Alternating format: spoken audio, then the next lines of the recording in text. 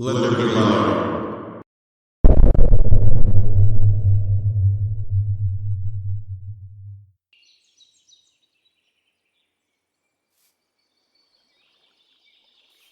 Hello, welcome to my channel. Here I'll be discussing all things physics, logic, and religion. In this first series, I'll be explaining why I'm a Christian, even though I have a background in math and physics. During these episodes, I'll be showing you my playthrough of my new Minecraft world. Minecraft may be unrelated to theological topics, but I feel it'll be more interesting to watch than a talking head. I know there's other videos which talk about Christian apologetics, philosophies of religion, and intelligent design out there. But to me, it seems these either use logic to try and prove God's existence, or use science, or pseudoscience, to try and prove biblical events such as Noah's flood. But I would like to go another way. Let me start first by telling you a little bit about myself, and then I'll discuss what I plan to do in this series. I grew up believing in God and come from a strong Christian family. I've always liked science, and when it was time to go off to college, I chose to major in subatomic physics. My story, I think, is similar to many others when they go off to school. Many, when confronted with a modern scientific worldview, lose their faith. However, with me, examining the natural world, and even exploring other people's ideas, has only strengthened my stance. Before I went off to university, I wanted to know everything wrong with the Big Bang and biological evolution.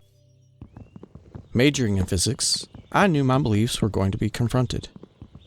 In school, however, my professors didn't challenge my Christian beliefs. I even learned about scientific problems with the Big Bang and modern cosmology. It seems they wanted us to know these problems so we could find solutions in our own physics research. After graduation, I decided to go into aerospace, so I left atomic physics behind. I even had an opportunity to go to school overseas. There I lived in a house with 7 other students, and we were all going to the same school in similar fields. I knew I was the only Christian. I was going to be living and working with these guys, so I didn't want to be outspoken about my beliefs. I found a place to start going to church, and I started walking there on Sunday mornings. When I'd get back, my mates would just be getting out of bed. Seeing me come home, they'd wonder where I went. Though I did refrain from talking about my religion, I never was ashamed of what I believed. When they asked me, I told them plainly I'd gone to church. You would have thought I came home painted purple. I was an abnormality to them, if not an abomination. I was someone they knew who had a physics background, but also was a Christian. They began asking me questions about what I believe, and here, unfortunately, is when I ended up in some religious debates. This was the first time I felt my personal beliefs challenged. I knew from my studies all the problems with evolution and modern cosmology. However, I began to realize the usual creationist arguments wouldn't work with these guys. More than that, I discovered these arguments weren't the real reasons I believed. A common saying is, I don't believe in God, I believe in science. They simply saw my views as being illogical. The change for me was when I realized I too believe in science. I decided to take a logical approach to my beliefs and began to think about my beliefs in a more critical way. And the amazing thing is, I found even more reason to believe in God. In the past, regrettably, I would even say things like, you just have to have faith.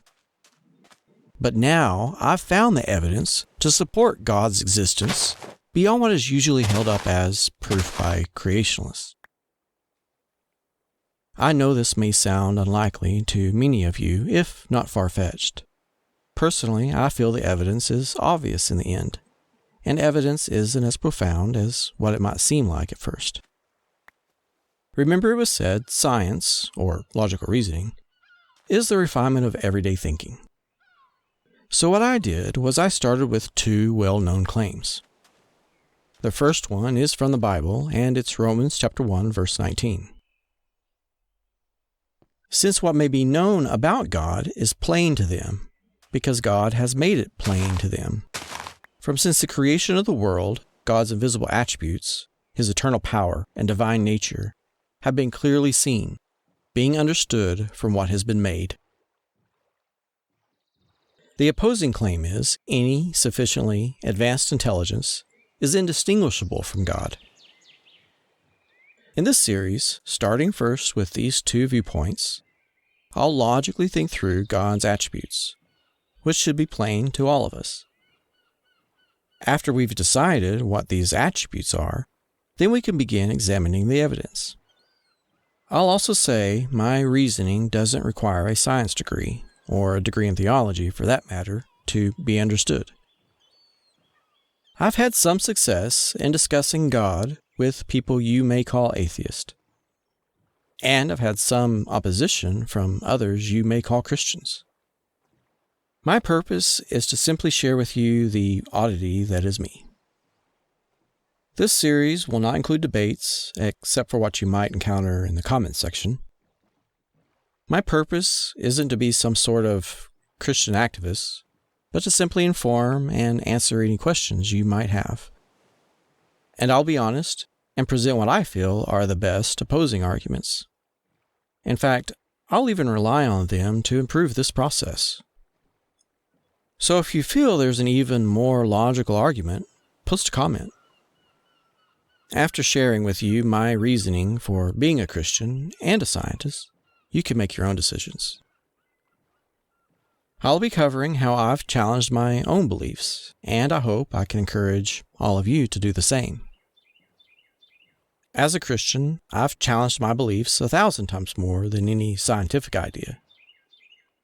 In fact, this series won't be covering problems with the Big Bang or evolution. But if you have questions, feel free to leave comments. I'll try and address them. I don't have all the answers. I'll be honest and tell you I don't know. But we can find the answers together. I'd like to thank you for sticking with me through this video. I hope I provided a little encouragement to seek out knowledge. In the next episode, I'll begin laying out my reasoning, and we'll see where it guides us in this search for evidence. So brace yourselves for that. Next, I need to take a moment and address some concerns Christians may have. So if you identify yourself as a Christian, you may want to hang around for the end of this video. If you consider yourself a non-Christian, feel free to stop here. I understand, and I'll look forward to seeing you next time. Goodbye for now.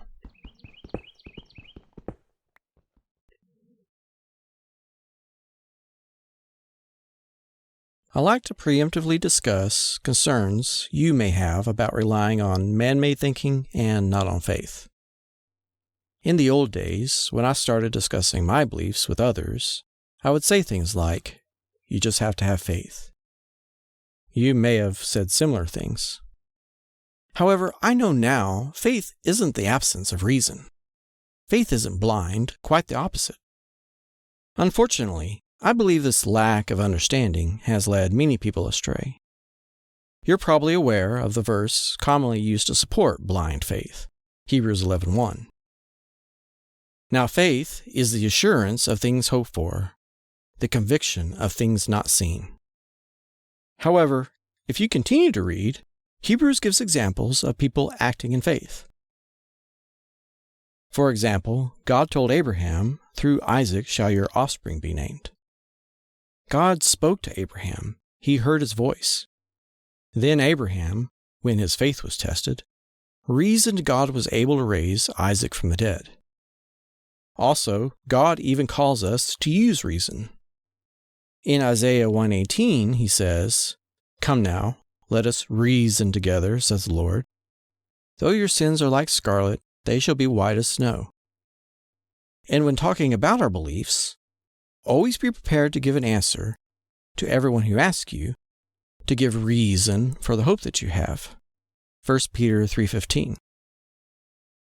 You see, Hebrews 11:1 isn't about having blind faith, but about having faith that God has and will fulfill His promises, and we should live lives in accordance with His promise. This can be seen previously in chapter 10. As this series continues, I hope you'll see my reasoning isn't based solely on human logic, but based on what God has revealed to us. So stay tuned. Later we'll see when human reasoning fails. Thank you all for watching.